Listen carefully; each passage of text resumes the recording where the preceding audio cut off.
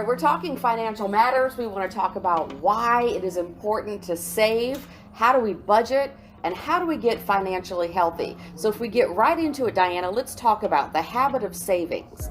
And why is this key to becoming financially healthy? Thank you, Camille. This is such a great question. Well, when we think about a habit of savings, it actually is the foundation to becoming financially stable. Creating a habit of savings, what it does is it helps you to weather those unexpected emergencies, if you will, or unexpected expenses, like a car repair, a major medical expense.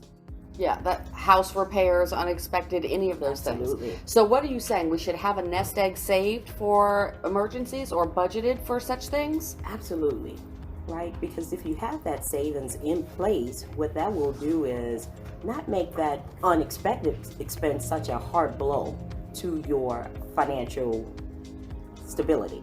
So what are some ways that we can start building our savings? Yeah, great question. What you can do is start small. $1 a day, $5 a day. Over time, that can actually build. Another way is to create a budget. Keep it simple. Write down what's coming in, what's going out, and identify that extra expense that maybe could just be a habit of, your favorite coffee shop, or it could just be, online frivolous spending. It could help you to identify some additional money within your budget that you can actually reallocate towards savings. And another thing you can do is just set a goal, right? When you write down that goal to say, I want to purchase a new home, I want to purchase a new computer, whatever it may be, it helps you to stay on track. What about the idea? Do we need a savings account? Do we need a piggy bank? How do we even begin the idea of putting money aside? Yeah, so it really starts with you, right? Whatever works for you and your budget, just start. You can put it in that piggy bank. You can visit your local bank and actually start an account, but just start somewhere. Because what that's going to do is actually lay the foundation for those larger savings goals that you may have, which is to purchase a new car, purchase a home. So what it's going to do is actually build a habit for you. Oh, that's a good point. If we start the habit of saving, then we have that nest egg, we have that emergency fund, we have the travel fund, Yes. and we can do all the things that we like to do with no stress. Because at the end of the day, sometimes some people would say finances can lead to, these stressful situations. But if we, like I like to say, if you stay ready, you don't have to get ready. Absolutely. I love that statement, right? And as I started this conversation, unexpected expenses will happen.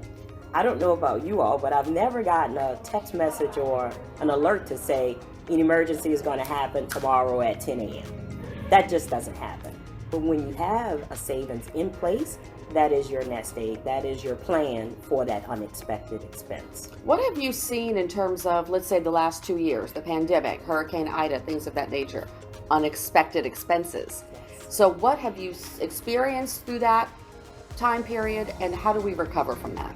Yeah, we had a lot of learnings, right? Who would have ever thought the pandemic would have lasted 2 years? Everyone thought, okay, in a month, 2 months, this will be all over. But it lasted 2 years.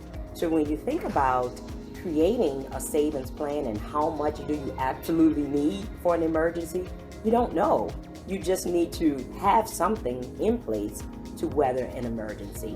So what it taught us is that, an emergency could last 2 years, right? It could last 1 day, but just have something set aside in the event something happens.